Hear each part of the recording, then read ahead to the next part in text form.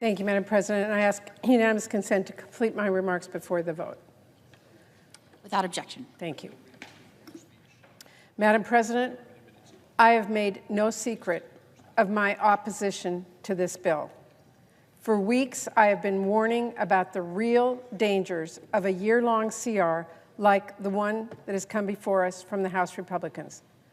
But before I talk about those dangers and why I will be voting no on cloture and on final passage, I want my colleagues to hear what I have to say. But I do hope that they've joined me in voting no. I want to talk for a moment about how we did get here, because I fear some members of Republican leadership may need a history lesson.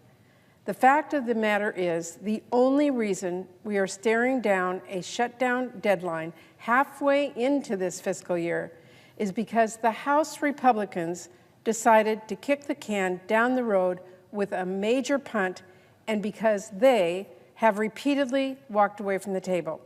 This is just the historical record. We were all here for it. We saw what happened.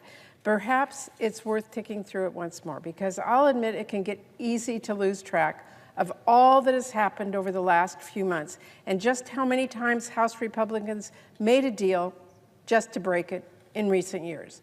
So I want to give a refresher. It's been a while as my time as a preschool teacher, but I guess school's back in session.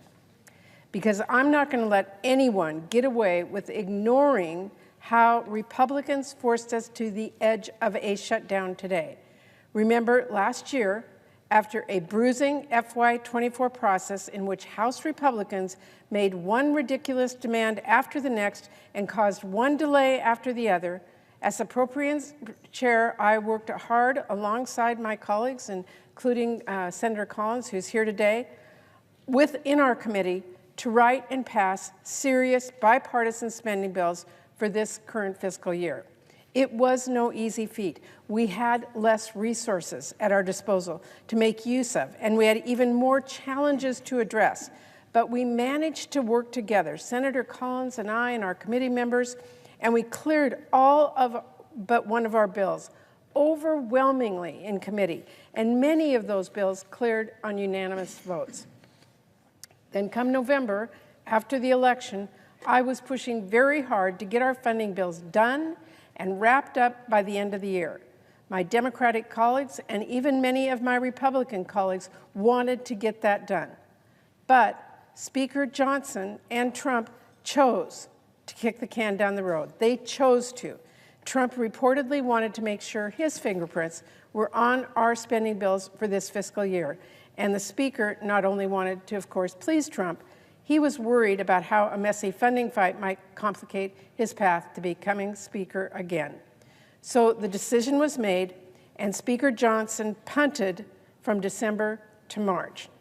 Then we negotiated a bipartisan CR to fund the government through March 14th today. Along with that, we passed a disaster relief and we extended critical laws. And we reached a bipartisan, bicameral deal, and then House Republicans walked away and blew that deal up at the last minute. Why?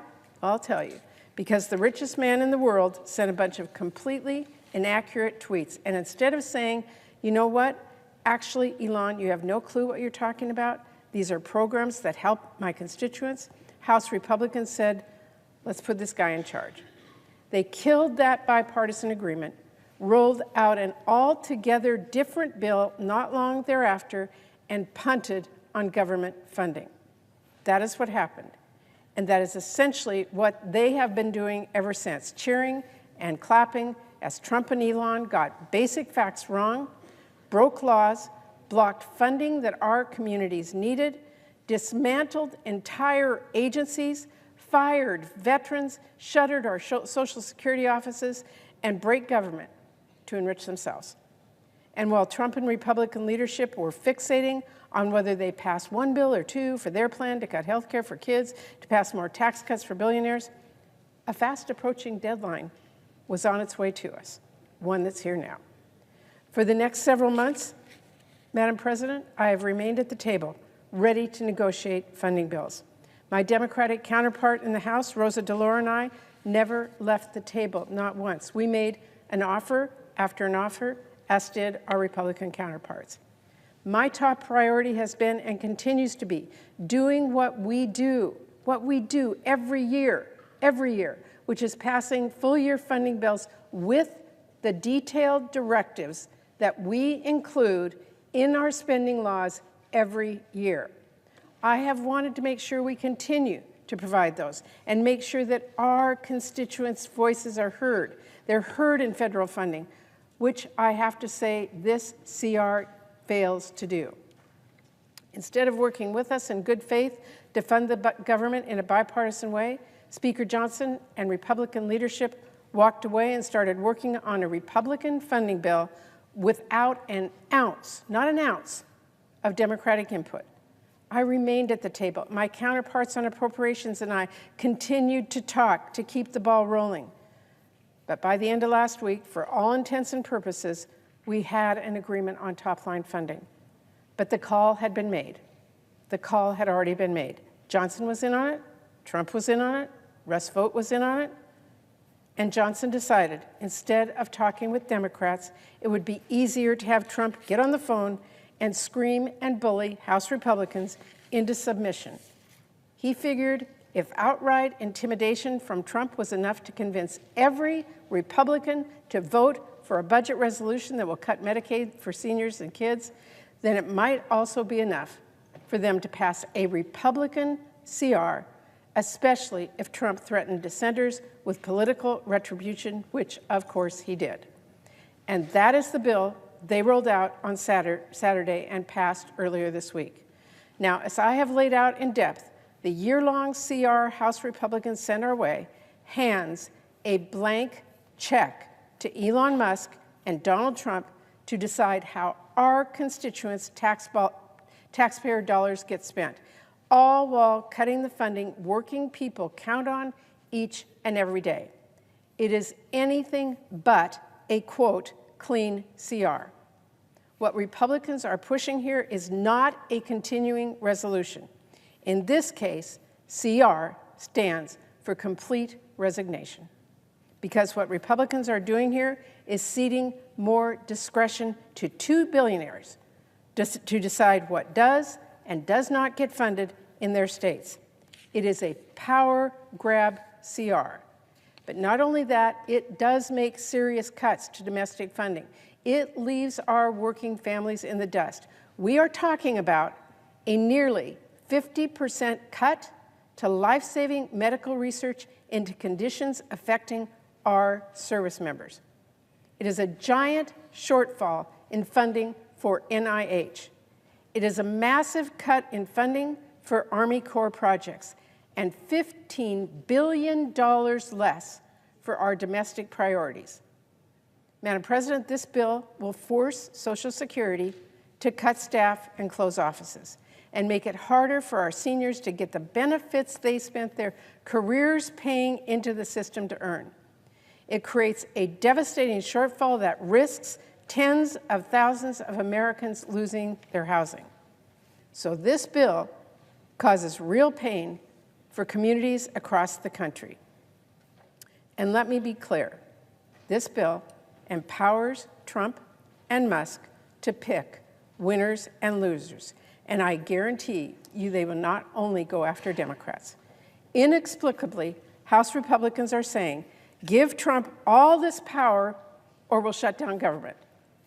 Well, let's be very clear. That is and always has been a false choice. The reality is there were other options House Republicans could have chosen, but they chose to pull out of bipartisan negotiations and send a deeply partisan bill here to the Senate today.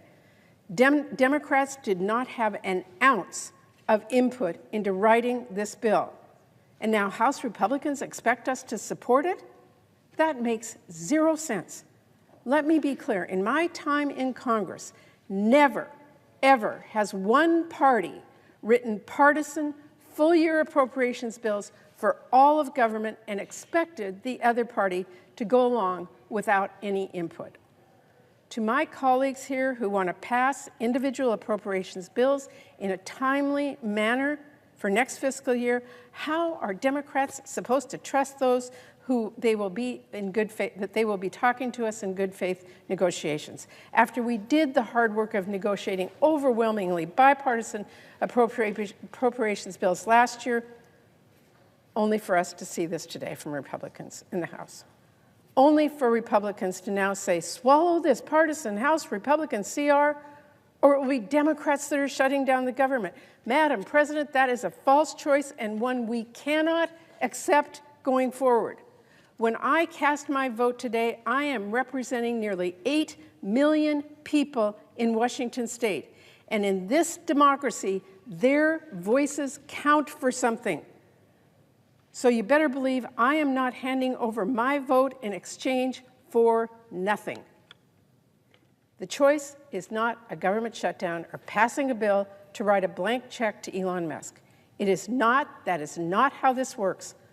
On Monday, I rolled out a clean 4-week extension to prevent a shutdown and to keep government funded while giving us the time to hammer out a bipartisan agreement.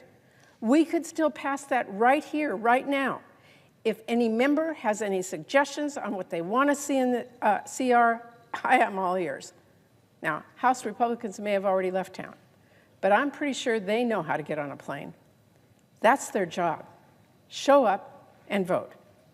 The bottom line is this bill will mean more pain and chaos for our country. I cannot support it. And please let's remember, Republicans control the House, the Senate, and the White House. If you refuse to put forward an offer that includes any Democratic input, you don't get Democratic votes. That's on Republicans. If you don't get any input from Democrats, it's a Republican vote. A shutdown is on Republicans. The American people rightly understand that Republicans have pushed this country towards a shutdown. They do understand that Donald Trump has created a massive economic uncertainty and is putting us on track for a Republican recession. With his indiscriminate layoffs, his illegal funding freeze, his incoherent trade war, and now by threatening a Republican shutdown. Democrats did not write this bill. We did not have any input.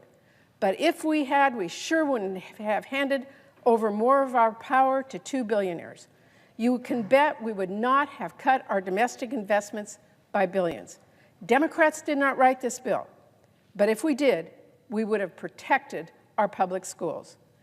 Democrats did not write this bill, but if we did, we would have put our veterans first. And you can bet we would not have prevented the District of Columbia from spending its own taxpayer dollars and be forced to lay off police and teachers. Democrats did not have any say on this bill. But if we did, we would have protected our public lands and your health care and life-saving cancer research. So I hope my Democratic and, yes, my Republican colleagues as well will join me on voting no on this bill and swiftly passing a 4-week extension so we can hammer out a better bipartisan solution. I am voting no because my constituents should have a say in how their tax dollars are spent. I am voting no because Congress, each one of us, not Elon Musk, should decide which schools or which hospitals get funding. I'm voting no, and I hope my colleagues will join me. And before I close, Madam President, I want to say to my constituents who are frightened and scared, I understand your fears. Some days I share them. But your voice matters. Speaking out matters. You elected me to be your voice, and you better believe I will keep fighting for you. So shoulders up. Keep the faith. We stand strong, but we do not stand down. We're going to keep fighting for the America we love. Thank you, Madam President. I yield the floor.